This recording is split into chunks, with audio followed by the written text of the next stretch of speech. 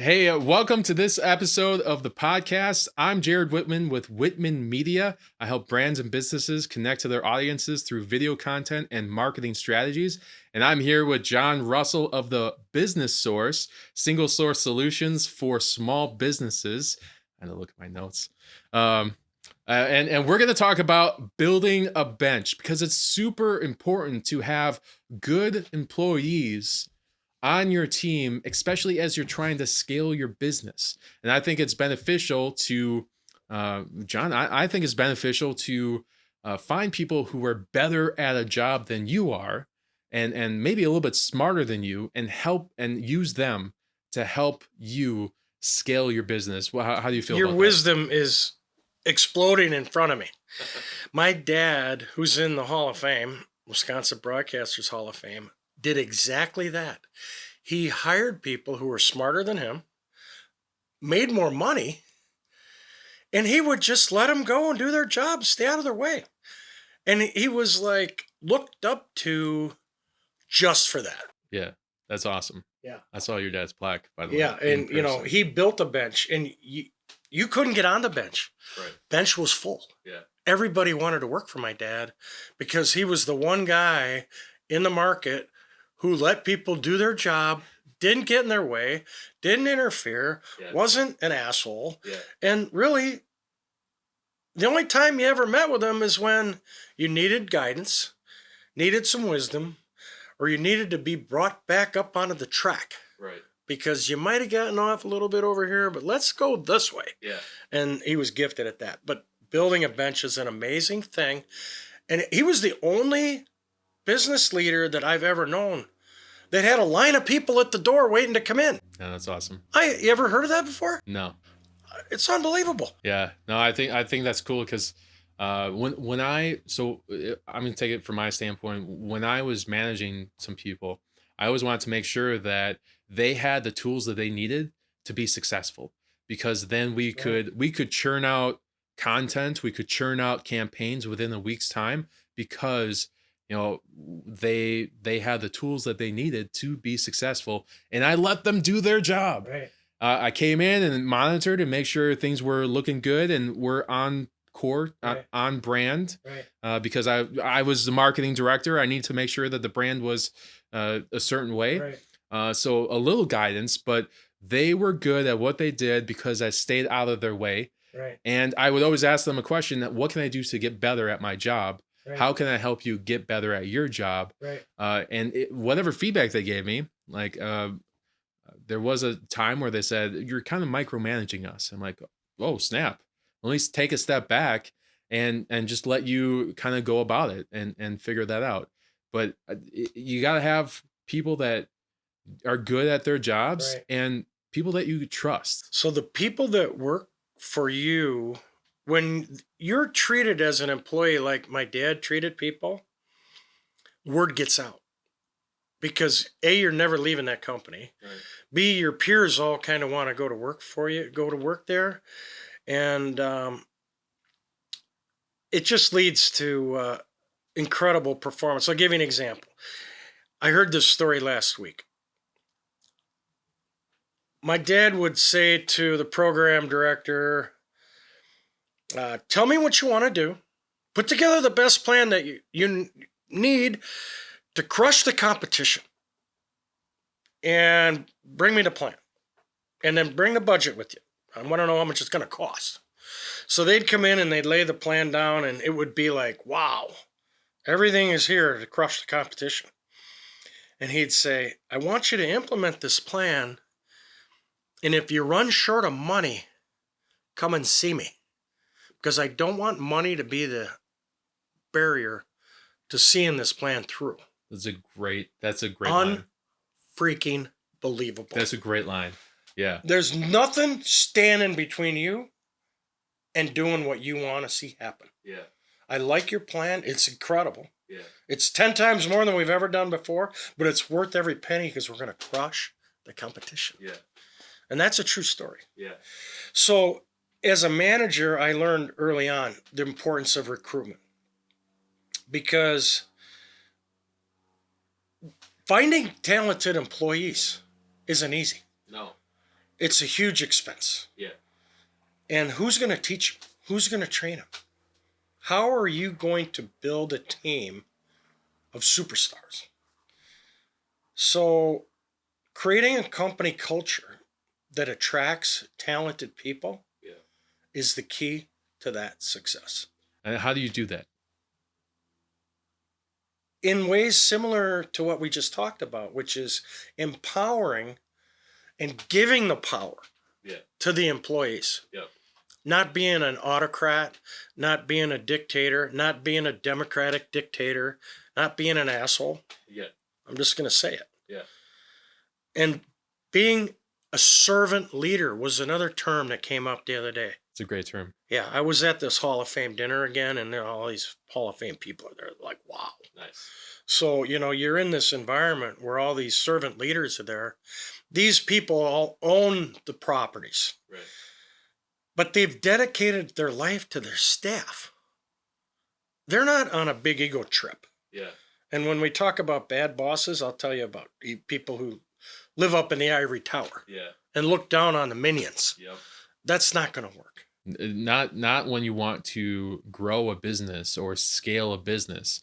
You can't do that without other people, and you have to treat people well.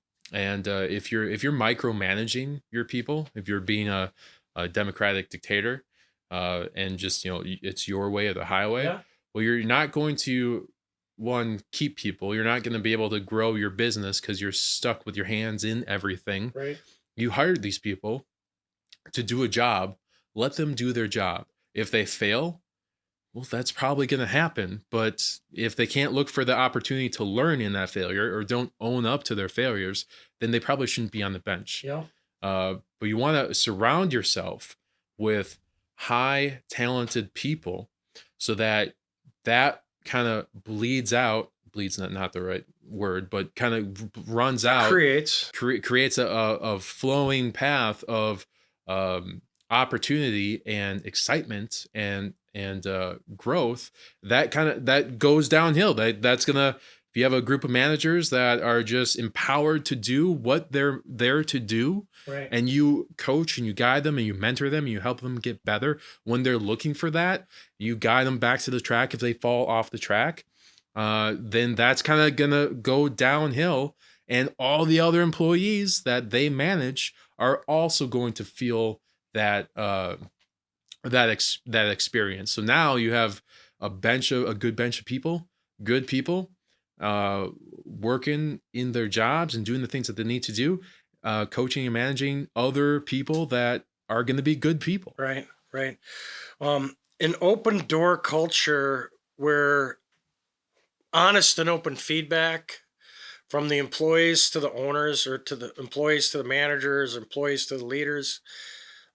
You want your people to be able to come and tell you the truth. Yeah. But you also want to be able to, as the servant leader, be able to tell them the truth. Yeah. It's easy for the servant leader to talk down to the employees. Yep. They don't always want to hear what the employees have to say. Yeah. I can say I have an open culture, but am I really open to all the feedback that's coming at me from all the problems that are in the field? Or do I not want to hear that? It's kind of a weird scenario where a lot of business owners say they have an open culture, but they don't want to hear the bad stuff. I've certainly experienced a couple situations Just like saying. that. Like everything you're saying right now just takes me back to the real life. real life experiences. And I think that there's just it's hard work to be a good stand-up leader, but it's also not hard work to be a good stand-up leader when you have a bench built around you. Comes down to communications. Communication is huge. Being open to hearing the good, the bad, and the ugly. Yeah. And then being able to reciprocate that in a non-threatening way. Exactly. The problem is if I'm an employee and there's big mistakes taking place, but the boss doesn't know it, I go to the boss. Am I a squealer? Am I a rat? I wouldn't. Am I a tattletale? I think there's definitely. Am I the one that's Gonna throw everybody under the bus? There are certain variables, there's certain situations. If I am the employee and I have bad news to bring to the owner, am I gonna be perceived as a whiner? Or Crybaby? will you Can't handle the pressure? will the owner put Is- put a mark Is that going against me? against your name? You're a troublemaker, Jared. Yeah. You're stirring the pot up. I'm gonna maybe you shouldn't be here because you're going against my grain. Yeah, exactly. Yeah. It's dangerous. It's definitely dangerous. And communication, as you said, is super key. People don't want to come forward with the problems. The whistleblowers, look what happened to Boeing. Oh yeah. Look what happened to a lot of these large corporations where the whistleblowers came forward and they're like, oh, they're fired. Right. Now you're out of a job. Now you're out of the industry. Right. Now nobody's going to hire you because you're blacklisted. Right. That's extreme, but that's real. Yeah. And it can be real on a smaller scale. Yeah. So all I'm saying is we're talking about building a bench of talented employees and building a bench of potential recruits. Yep. And becoming the company that people want to work for. Yes. That's what I'm saying. Yeah. It will take a lot of work to change and grow and have that paradigm shift, but you got to put in the reps. You got to put in that work. It has to start at the top. If the top doesn't change, if the owners or the managers at the top are not changing, or not following through, are not communicating well enough, well, then there's no way that you're going to scale or hit the levels of growth that you want. So a couple more points I want to make about this subject, building a bench.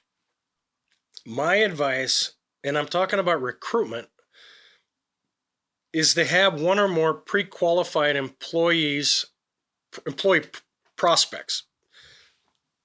Always be recruiting. Yes. Always have 2 or 3 resumes that you can look to who you know would come to work for you if you lose a top producer.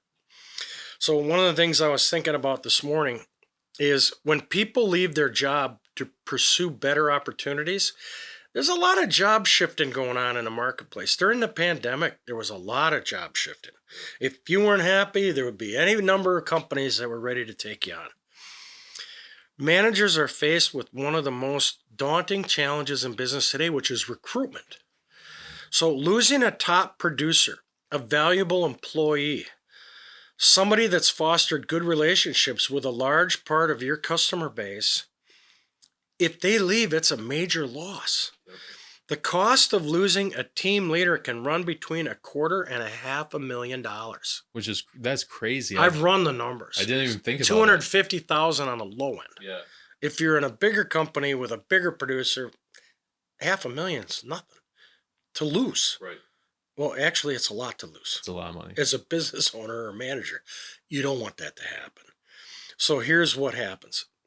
Lost revenue, lost relationships, lost opportunities, cost of new hiring, cost of new training, cost of rebuilding that once healthy and full enterprise with that individual. I'm talking about sales primarily, but I'm talking about any valuable position inside a company where their employee is providing a function of value that is essential to the success of the company. So sometimes it can't be helped. People leave. Right. They get hired away. Yep. The grass is greener on the other side. No, it's not. I'm just telling you. It looks greener and people will wave money around. I've been there. I've done it. I've chased the cash. It's a ploy. Yeah. When you get there, the grass isn't always greener. Right. You're just inheriting a new set of problems that you're not familiar with. Sometimes it can't be helped. So as a business owner, will you be ready? It's a yes or no question. Yes. Do you have an ace up your sleeve? You got some magic that you're going to pull off? Because Jared, who was my #1 videographer, just left. Yeah. All of my video files are in Jared's office. Jared's office is in his laptop. Jared's gone. I made a mistake. That's a huge mistake. I should have never let Jared go. That's a huge mistake. What a stupid thing. I can't believe I did that. So how are you going to bounce back from that? So like any professional sports team, have you invested enough time and money to protect somebody like Jared? Make sure he doesn't leave? Or if he does leave, do you have a bench? Yeah. Do you have somebody in mind who you've met with and talked to as a friend? Right. I'm not trying to throw Jared under the bus here, but I know other people. Yeah. Who would you call? I wonder, there's a saying What would you do? There's a saying out there that's don't quit a job until you have a job. Right. Should it be also don't fire an employee until you have an employee? How many owners make that mistake? It seems like most. So many owners. Yeah, because they didn't have a bench. Right. Yeah. That's the whole purpose of the chapter. Build yourself a bench. Get to know other people who are talented, who are as good or better than Jared, so that you can, in fact, if you need to, pull up another player from the minor leagues. Yeah. So, like any professional sports team, high quality personnel are in short supply. So now is the time to build your bench. Yes. If you need help, recruitment as a science is a specific thing. Are you good at helping? And I am very good at recruitment. I spend a lot of time doing recruitment. I was on a recruitment project this morning. And I use a variety of tools and resources. And there's a lot of tools and resources out there, but that doesn't make it any easier. Nothing's cookie cutter. So I'll give you an example. I was working with a client. An employee left. Owner came in. We need to put an ad out there. This employee left. I want a job posting. And he says it pays X amount of dollars. I'm like, okay, so I go online. I'm doing my research. Well, there's 15 other companies recruiting for that same job position in Madison. That's a lot. Yeah. Our pay scale, I'll just say it's at X. Well, the average in the industry is paying X plus 10. Oh, okay. So I'm like, are you sure you want to post this income level when everybody else is paying this level? They don't want to change. Guess how many applicants we have? 0. Yeah. So I'm not going to supersede in that situation. But I'll tell you what, there's nobody on the bench. You gotta have people on the bench. Nobody's on the bench. You gotta build a bench. So that position's not filled, and there's lost opportunity every single day. Yep. That person would have been generating cash for the business. Who's doing that job right now? Nobody. No one's okay. So in some 0. In some okay. So that's one answer. Went to 0. 0 people doing that job. However, if you're a small business, that job might fall back onto the owner's plate. Specialty. So owner doesn't know how to do it. Oh, well. But you're right. But in somebody would have picked it up. Yeah. You maybe could get parsed out. Yeah. But the reality is lost revenue. Yep. So my message is build a bench. Make recruitment part of your strategy and not an afterthought. Always be recruiting. Just like salespeople. I like to active prospect. Anyone could be a client of mine. Right. Anyone's a prospect if I ask the right questions. Right. Anyone could be a recruit. That's right. If you ask the right questions, ask better questions. Throw back to show interest, be curious, be passionate. Right? We just talked about this, and it's okay if the fundamentals apply to more than one discipline, but when it comes to recruitment and building a bench, it should be at the forefront of your mind, not as an afterthought. Yep. And if you don't have 3 or 4 really good resumes of people that you're ready to hire, you should probably work towards that. find a way to incorporate that mindset of always be recruiting, always be building a bench, and make it part of your regular workflow, or assign it to somebody in HR and make it part of their regular workflow. And once a quarter, sit down and look at the resumes, who's on the bench, just in case. Right. That's all I'm saying. Active, proactive is a lot. Being proactive is a lot easier than being very reactive. few business owners are proactive. Yeah, I know. It's unbelievable. I don't understand. I don't understand it either. I guess we're just made from a different cloth. Well, I guess we're here to help. We are here to help. Because a great video showing different employees, I've seen really cool videos where they go around in the business and they interview the people, how long you've been here. I just talked to one of my guys today at my clients. Last thing I said before I walked out the door is, I want to do a 60-second profile on your background. Oh, really? Yeah, I want to know how you got into this business, how long you been in this business. He looked at me and was like, wow, you serious? I'm like, yeah. Start putting your thoughts together because I'm ready to shoot.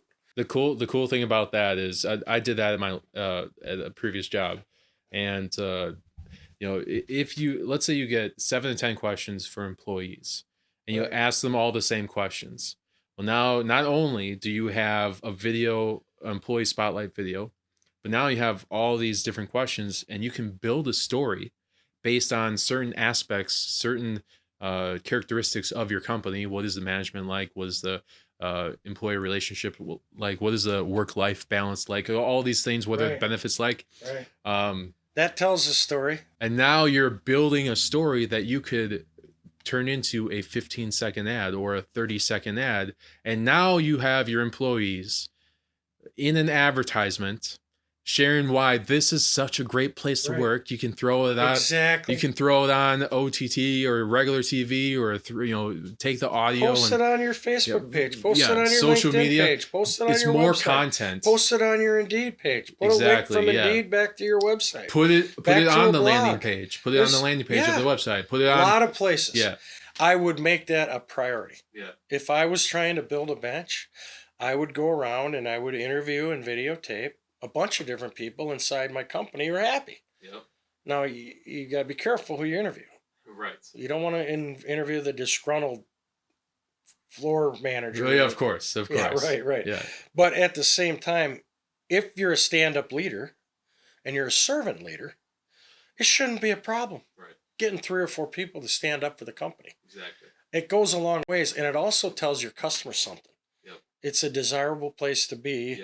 When you come to work here, when you come to buy from us, we'll be taking care of you. That's another part of the video story. That totally encapsulates the whole relationship to the customers. So I'm not just saying this is a cheap plug for video, but it's a great tool. It is a great tool. In addition to everything else, it's something that I would say needs to happen.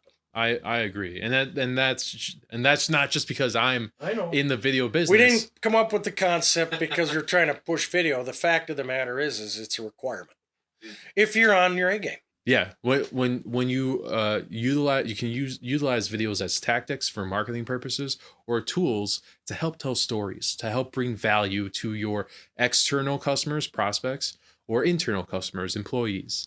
And there's just a lot of opportunity to cultivate relationships and build rapport and build that long-term relationship with internal and external customers with video. I just was thinking about this.